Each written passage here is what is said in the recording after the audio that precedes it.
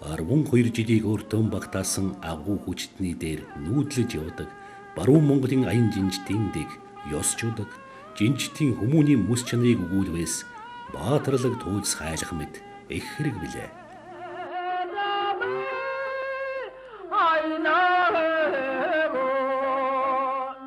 Өдгөө тэмээ малыг тэрэг техник орлож дэвшсэн ч хүнийг өрлөх хүн, хүнээр хүн хийх гэж зүдрэх.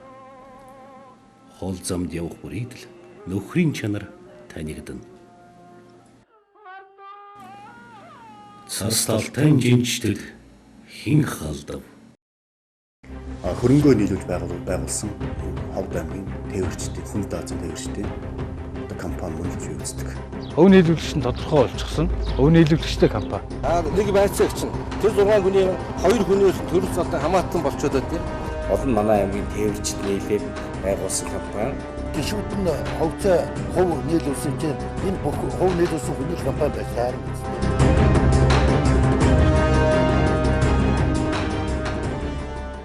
Ховд аймгийн цас талтай жижиг компани Ховд аймгаас хөшөөтийн уурхай 230 км, хөшөөтөөс цаашаа 350 км нүүрс төрөлд байгаа. Энэ компаниг анх Ховд аймгийн тээвэрчид үүсгэн байгуулсан. Улмаар эндээс тооцын 9 гишүүнийг сонгосон гэж байгаа. Гэвч тооцын 9 гишүүн нь хууль бусаар улсын бүртгэлийн байгууллагад энэ компаниг өөрсдийн компани болгон бүртгүүлснээрээ өнөөдөр асуудал дагуулдаг байнамаа. Хүмүүс одоо та 6-аас л одоо ард үзээд байна. Энийг та ойлгуулж одоо энэ хүмүүст хэлээ. Энэ чинь Хилээд байгаа шүү дээ. баримт болгож тийм байхгүй. Тэгэхээр эн чинь улсын бүртгэлийн ерөнхий газар дээр энэ асуудал очсон байж байгаа. Цас талтай жинжит компани 2010 онд Ховд аймгийн олон арван тээвэрчдийн саналаар тэдний хөрөнгө санхүү хувь нийлүүлэлтээр байгуулагдаж байжээ. Тухайн үед ховдчууд хөшөөтийн уурхайг ашиглах хэрэгтэй Мон Эко компани ашиглалтын үйл ажиллагааны явцад олон шаардлага тавьсных нь нэг нь орон нутгийн том машинтай жолооч нарын хамтарсан компаниар нүүрс тээвэрлүүлэлт хийх тухай байсан юм. Мон Эко компани нийгмийн хариуцлагаан ухамсарлаж нийт тээвэрчдийн хамтран байгуулсан цас талтай жинжит компаниар тээвэрлэлт хийлгэж эхэлсэн нь саяхан. Ингэснээр 74 хувь нийлүүлэгчтэй цас талтай жинжит компани хөшөөтийн уурхайгаас баруун хил рүү нүүрс тээвэрлсээр байлаа.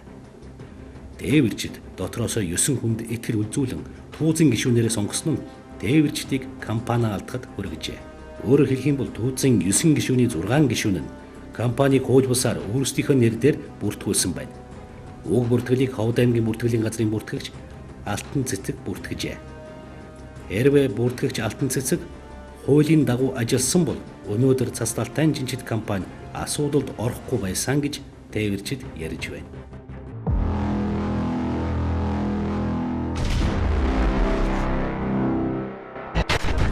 Анх одоо манай Ховд аймгийн нийт бараг 70-80-аад бараг 100-аад жолооч байсан доо бичиг баримттай бүрдүүлж тэр үед бол энэ том машин байгаагүй КАМАЗ-ийнхаа бүх бичиг баримтыг бүрдүүлээд тэгээд тэр компанид орохын тулд 300 төгрөг хураалгаад тэр компанид анх эхэлж ингэж компани болж үүссэн юм учиртай.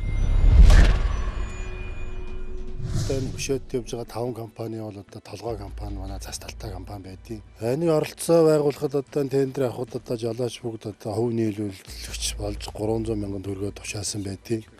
Тэгээд мөн машиныхаа бичиг баримт бүх юм одоо энэ компанийнхаа нэр дээр Канадаж одоо бүх юм шилжүүлж энэ тээвэрлэлтэнд ороход одоо энэ Монкогийн нүүрсний тээвэрлэлт болон одоо бус тендерт ороход одоо энэ компани үйл ажиллагааг бол нэгдмэл болгоход одоо ингэж оролцсон байт юм аа. Одоо энэ компанид бол одоо төлөөллийн өдөр тогтоо зөвлөлгээд одоо нэг 9 хүний бүрэлдэхүүнийг сонгосон нийт тээвэрчдийнхаа саналаар бид нэр энэ төлөөллийн өдөртөх зөвлөлийн улсын хурлаа одоо энэ бас одоо бидний үүсгэн байгуулсан хувийн компани гэдэг л одоо ийм талаар нэлээд маргаан болоод яригдаад байх шиг байна. Тэ. Энэ төлөөллийн өдөртөх зөвлөлийн 9 гишүүний нэг нь би өөрөө. Энэ бол яг одоо энэ төлөөллийн өдөртөх зөвлөлийн 9 хүний компани биш ээ гэдгийг би бол хэлмээр. Хөв нийлүүлэгч нь тодорхой болчихсон. Хөв нийлүүлэгчтэй компани. Манайхан компани үүсгээ байгуулахдаа цаашдаа ажил үйлчлэгээ явуулахад мөнгөн хөрөмтөл хэрэгтэй, хөв нийлүүлэгч хэрэгтэй гэдэг үүднээс жолооч тээвэрч болгоноос 300 мянган төгрөг авч ингэж хөв нийлүүлж цаашдаа ажил эрхлэхэд мөнгө санхүүгийн бүрдүүлсэн байт. Энэ 70 хэдэн хүн бүгдээр дүрмээ зохиогоод гаргахдаа Одоо энэ компани дүрмэн дээр одоо компани ирэх барах дээд байгууллага нь хувь нийлүүлэгч тээвэрчд байна гэдэг нэгдүгээр дүрмэн дээр заасан байдаг.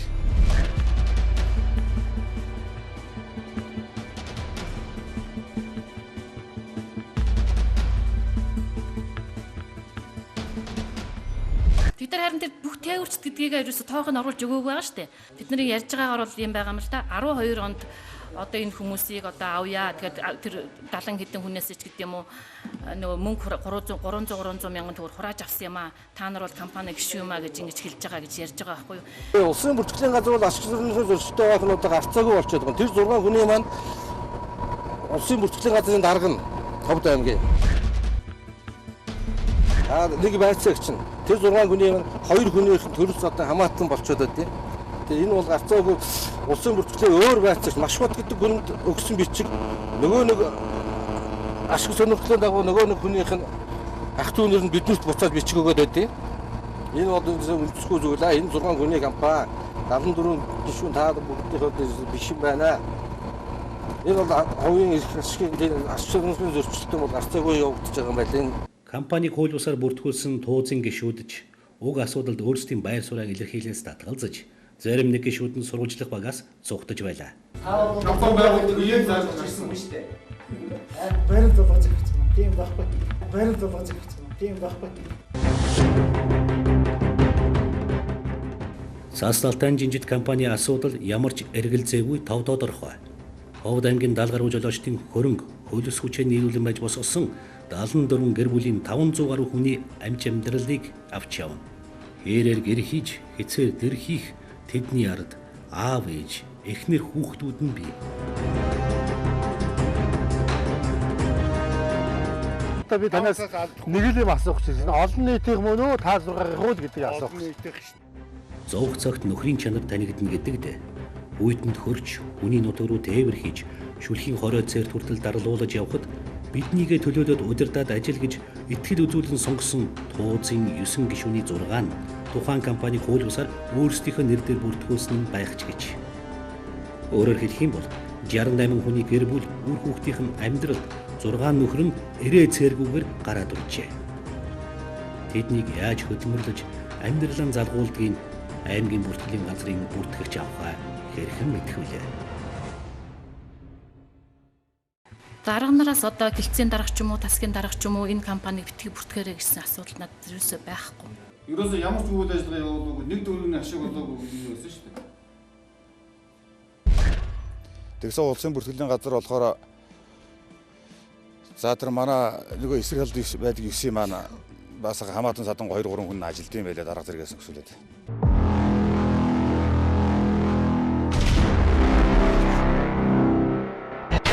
Бид нар бол удаа өргөдөл бичиг одоо улсын бүртгэлийн Улаанбаатар дахь дээд газар руу хүртэл өргөдөл өгөөд одоо хүртэл хариу ирэхгүй ингээд байж байна. Энэ компани үүсгэн байгуулж их хурлын гишүүн одоо Бямцогт аймгийн тухайн үеийн дарга байсан Нямдаваа энэ бүхэн бид бүхнийг дэмжиж тухайн үед бол ерөөсөө болох юм байна. Та бүхэн маань ингээд орон нутгийнхаа түшиглээд ингээд сайхан уурхаа ажил төрөл олж байгаа.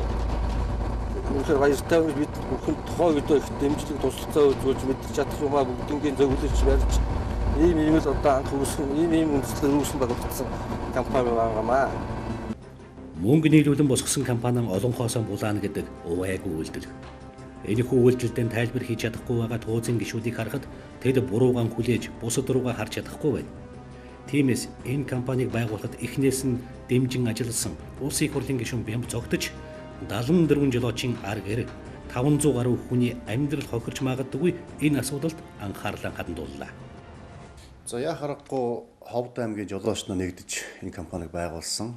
За байгуулах болсон шалтгаан үндэслэлийг бол товчхон ярьчих гэж бодож байна. Бид ягаад энэ хөшөөтийн нүрсний урхаа тээвэр хийж болохгүй эндээ та дэмжиж өгч гэсэн. Ингэхдээ би та нар нэгдээд нийлээд үнэхээр тэр ажилгүй байгаа том машинтай жолооч нэгдээд нийлээд ирэх юм бол компани болчих юм бол би дэмжье.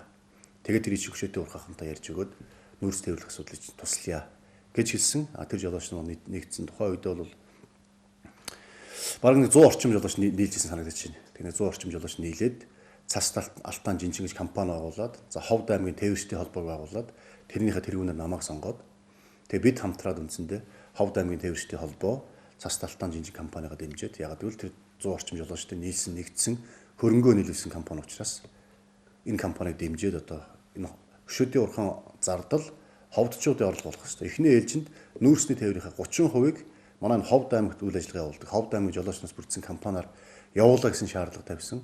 Хөшөөдийн урхан одоо хөрөнгө оруулагч нар ч хүлээж аваад үндсэндээ нүүрсний тээвэрлэлд тодорхой хэмжээ хийдэж эхэлсэн. За тэгээд үүнээс хойш бол үндсэндээ ингээд үйл ажиллагаа жигдэрсэн болохоор би бол нэг оролцоогүй. Гэхдээ бол яг байгуулагдсан түүх тухайн үед асуудал нь шийдэгдсэн бодит байдлыг бол ярихад ийм л байж байгаа. Тийм болохоор энэ компани бол яхахгүй цас талтан жижиг компани бол тэр тухайн үед хөрөнгөө нийлүүлж байгуулсан энэ Ховд аймгийн тээвэрчдийн хүн даацын тээвэрчдийн одоо компани мөн л гэж үздэг. Манай тээврийн одоо жолооч нар өөрсдөө бид хамтарч компани байгуулад оролцсноо гэдэг ийм санал гаргасан. Энийг бол маш зүйтэй гэж дэмжсэн. Ер нь орон нутгийн зүгээс тээврийг нь аль болохоор их хэмжээгээр манай ард иргэдийн амьдрал шингэх ядаж л татварын орлого хүртэл Улаанбаатарын компаниуд оролцох юм бол Улаанбаатартаа шингэждэг учраас орон нутгт дээр нэг төгрөгч гэсэн нэмэгдүүлэхэд тулд энэ саналыг дэмждэг байсан юм аа. Маргааныг аймаг даяараа мэдэж компани хууль бусаар авах гэж эхний үйлдэл хийж амжсан туузын 6 гишүүнийг буруутгаж байна. Тиймээс уг асуудлаар аймгийн засаг дарга гол нь манай аймгийн тээвэрчид нийлээд байгуулсан компани за улс хоорондын болон олон улсын одоо энэ тээвэрлэхийг зориултай байгуулагдсан гэж ярьж байгаа. За одоо ингээд аймаг орон нутгаас бас дэмжиж за хөшөөдийн нүүрс тээвэрлэлтэнд ороод тодорхой хэмжээнд тендерчийн шалгараа тавьж байгаа. За сүүлийн үед яаж байгаа мэдээлэлээр бол бас компаниуд гишүүд үүсгэн байгуулагчдын хооронд бас одоо зөрчил маргаан байх зарим одоо үүсгэн байгуулагч нь гарч өөр компанид нар байгуулагч гэдэг юм уу ийм зүйлүүд явж байгаа гэсэн зүйлүүд дээр мэдээлэл авч байгаа. Хэрвээ тэр 6 хүний хувийн компани бол энэ улсуудаас хөрөнгө авах шаардлага шүү дээ, хувь авах. Тэр 6 л бүх өөрсдийнхөө хөрөнгөөр босгоод ажилуулсан бол тэр 6 эзэмших нь зөв.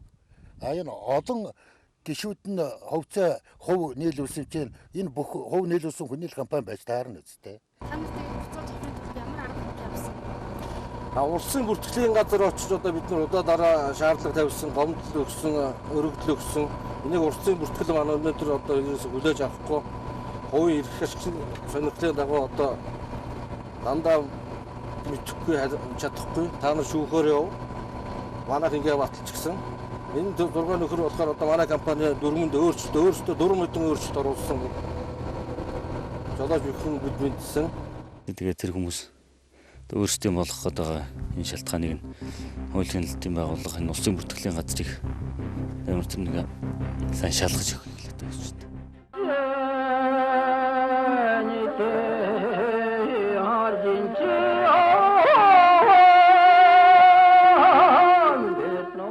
Ардчилсан нийгэм бол хэн дуртай нь тонуул дээрм хийдэг бусармаг эрх чөлөө бус. Нийтийн эрх ашигын нэг хэсэг нь дагдаг хариуцлагын тогтолцоо. Аян чин жинжтэд халдахыг цээрэлдэг Монгол ёсыг хүнд даацын машинаар дайрах шиг цас талтайн жинжтэд тэд халдажээ.